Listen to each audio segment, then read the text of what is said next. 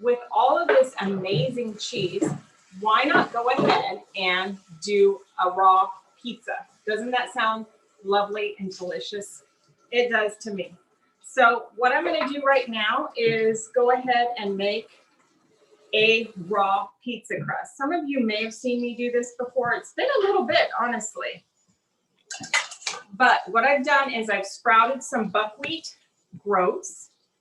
And all you have to do to get these going is to soak them about 2 hours. That's all it takes. Now, these get pretty slimy, the water from here. So you'll want to keep them real rinsed off. And that's why I like using these mesh strainers. They're really handy for that.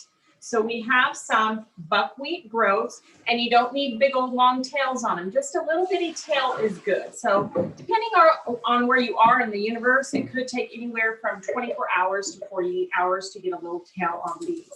So we're going to go ahead and put these buckwheat groats in our food processor. And we have been doing the juicing. So we've got some carrot pulp. Isn't that beautiful, that color there? So we're going to add our carrot pulp to this. And then we're going to add our soaked flax seeds. Now, I soaked these last night, and you want to use about a 1-to-2 ratio. 1 cup flax, 2 cups water. That's good enough, so you don't have to do it perfect. Yeah, don't worry about it. Just main things rinsed off is good. Then we're going to add some salt. And then again, I have some of the onion powder. Just add the rest of that. And then I have some garlic powder. We like garlic. And I'm going to use a bit of our Italian dried seasoning. Now this recipe calls for a little bit of olive oil. You don't want to use too much because then it won't dehydrate appropriately. So we're going to need a dehydrating tray and screen.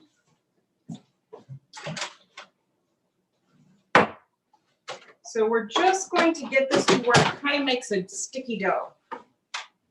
Is this plugged in, sis?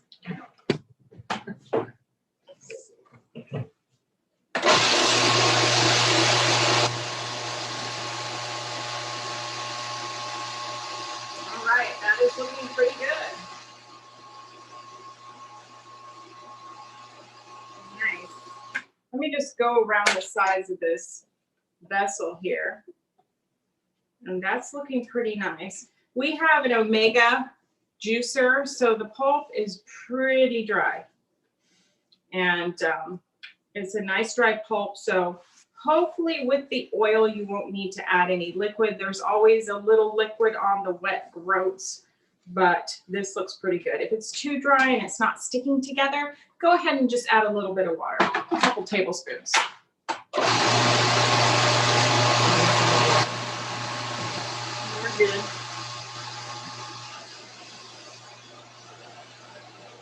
All right, that's looking very nice.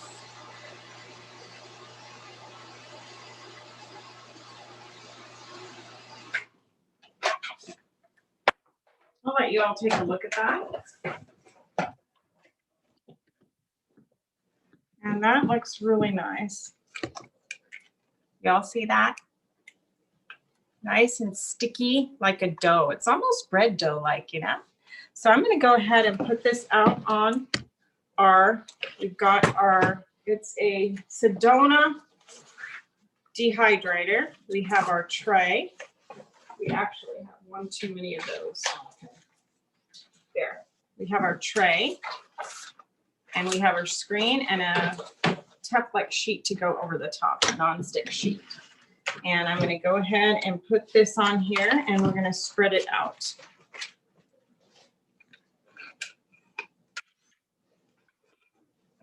Thank you, sis. Nice thing about the Sedona is it has 2 temperature controls. 2 temperature controls? You can have upper and lower. So you can have something that's you're heating up more or less at the same time. Oh, wow. So the top is different from the bottom. You can nice. make I like it happen. it's good for smaller amounts that you're making. So Rodney and I thought it was good since it was just the two of us. Well, it's very nice. It worked very well for the crackers. They got crispy right away. And I set it for 115 last night. And we put it in probably, I guess it ran about 10 hours is my estimate. And they're just as crisp can be. I did turn them, flip them, and I pulled off the Teflex, and it seemed to be very nice. Now, I don't have my offset spatula here, so I'm going to have to go ahead and just use a knife to get this. We want it smooth, depending on if you want a deep dish or if you want a thin crust pizza. So I kind of like it a little on the thinner side myself. So we're going to kind of thin this out a little bit. While I'm doing this, in that cupboard, there's some more dates. If you can get me another little container of dates. Okay. There we go. That's looking very nice. Y'all can see that. Smooth it a little bit, clean up those edges. It smells good, and it's really a nice looking pizza crust. I kind of like my edges a little differentiated like that, honestly. It gives it character, you know? It's kind of nice to have it a little different. It doesn't have to be perfectly squared off. This is raw food, and raw food is always kind of, it's the way it looks, you know? People start eating with their eyes, right?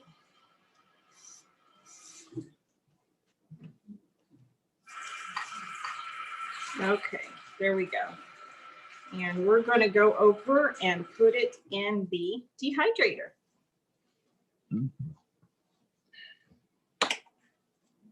There it is with its funky edges, and it looks amazing. Look at that.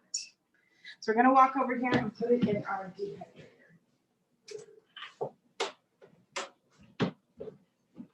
Dates are wonderful desserts too. There we go. All right, wonderful. So we're going to get that going. Now, for purposes of our demo here, I have some little crusts, but we're going to go ahead and make some things that go on our pizza. Can I have the vessel back, please? Yes. Okay. So we're going to make our sauces to go with our pizza. And I enjoy making kind of a little bit of a barbecue sauce. Those other dates. Thank you. Is that enough? Uh-huh. So for this, it's a barbecue, so it's a little bit on the sweet side. And so what we use are dates. Now these are not medjool dates, so they're not as sweet. So I have a little more than I would normally.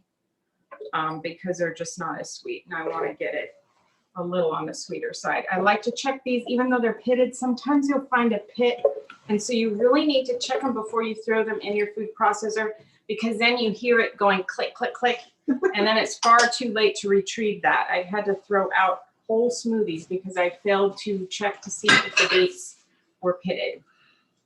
Okay, for this, we're also going to add some fresh tomatoes. And I have these Romas. I'm going to go ahead and leave the inside. You could take that out with a spoon, but I hate to waste anything. You know, if you did take it out so it's not quite as runny, you took the juice out of the middle, the seeds, go ahead and save that and throw that in your vegetable juice or something. I'm going to go ahead and add it to mine right now, because it's not real juicy. It's pretty meaty. So we're going to have a nice barbecue tomato sauce. So we just want to do a few of these. And I just rough chop them because the Vitamix is going to do a lot of this work for me. The next thing I want to add are some sun-dried tomatoes. This is definitely going to give it a good tomatoey flavor and thicken it up a little bit. These actually had some olive oil. That's how we were purchasing them at the store. So we've got our sun-dried tomatoes in there, our dates, our fresh tomatoes. And now we want to add some garlic. Where did my garlic? Oh, there it is. Okay, we're going to add some garlic. I love garlic, so I'm going to throw in more than probably you all would, but I really like it. It also is going to need a little bit of onion, so I'm going to use some of my onion. It's already chopped. I happen to mince this real fine because some of this is going on pizza, and then I run warm water over the top. It takes some of that bitterness from the onion, that real pungency, and makes it more mild. So if your onion is really strong, chop it really small, mince it like you would a micro dice, run warm water on it, and then pat it dry with paper towels if it's more tolerable that way. So now we're going to add a little bit of salt and a little bit more than that. And then we're going to get this blended up. All about consistency here when you're dealing with raw food. I don't like to make it too smooth and runny. I personally like a little bit of texture to my sauce.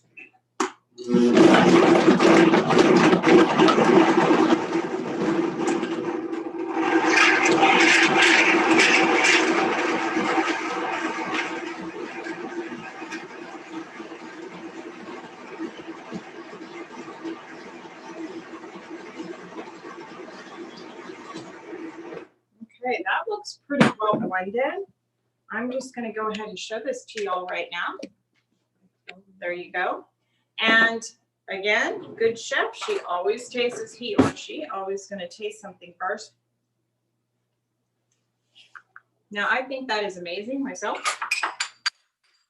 Sorry. What it needs is some basil. I'm going to reach over here, Lilene, if you can pick some basil leaves off that. How many do you need? Oh, just a...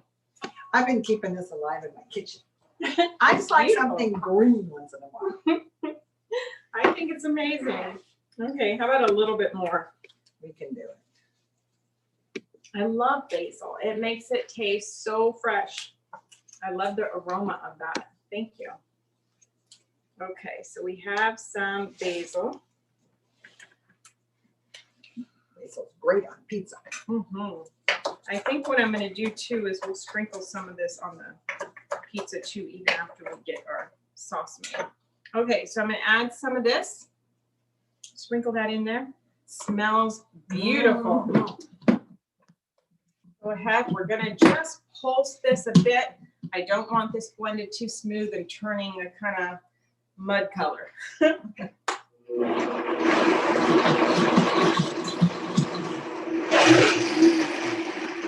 Okay, so as you can see, you can just kind of turn the knob of the Vitamix a little bit and then flip it off. You just want to go ahead and get those flecks of green in there. I think it'd be kind of hard for you all to see, but I'm going to hold it up for you anyway. There you go. That's what it looks like. So now we're going to start putting the pieces of the pizza together. Have you take this? Thank you. So I like to have on my pizza, I like to have onion. I've got some zucchini here. Oh, I do have some red pepper. Why don't we give that a chop? And sis, I need the on the left side of the stove. So I'm making some julienne strips of the red pepper, and I'm going to cut it really, really fine. It's micro dicing it. Is it possible, Rodney, you can zero in on this micro dice? I just want people to understand what micro dice is. It's like super, super small. So we have these little julienne strips, and then I'm doing it really, really small here, because this is a raw pizza and people don't really like to bite into chunks of things. It's not as nice. We want all the flavors to be in that bite, flavors of the sauce and all the different vegetables. Nothing too strong, nothing overpowering. So I'm going to even go back through this red pepper just to make sure everything is super duper tiny. to go on the pizza. Okay, the other thing is I have some butternut here. And this is what I'm going to use as the cheese. So we have to make it look like cheese. And I'm going to grate it up a little bit. That's butternut squash. So we're going to grate it here. We'll have that to sprinkle on the top of the pizza. Nice. Okay. Have you take that? I also would like to turn this around. I'd also like to put some of these tomatoes, and I like to cut them lengthwise and then cut them lengthwise again.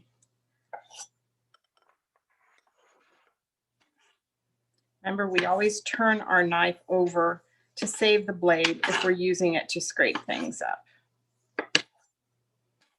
I sure am learning a lot from you, Charmaine. I'm so glad. A lot of new terminologies in my vocabulary. Yeah. Okay. And please explain this. Right. Okay, so we have a few tomatoes here.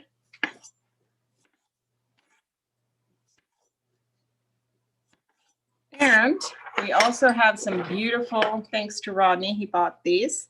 We have some Kalamata olives. These are little ones. They're not sliced, so I'm just going to go ahead and slice them lengthwise too.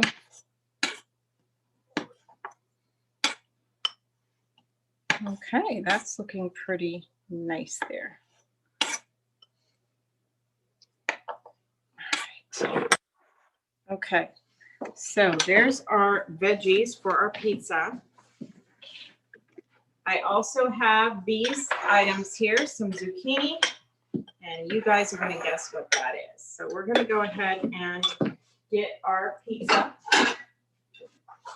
Now, I don't have our crust ready yet, so we're using a small gluten-free crust at the moment. And what I'm going to do is I'm going to go ahead and put the barbecue sauce on there first.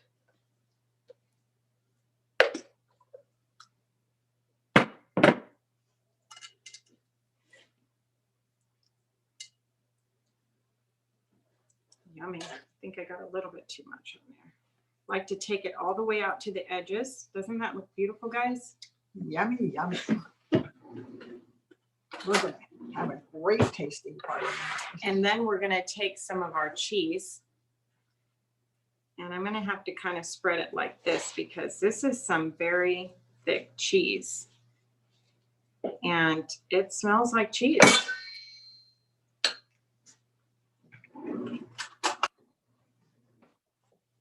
Kind of press it in there to the sauce. That looks amazing. Okay. Now we can start putting all the goodies on there. I've got a little bit of extra basil here.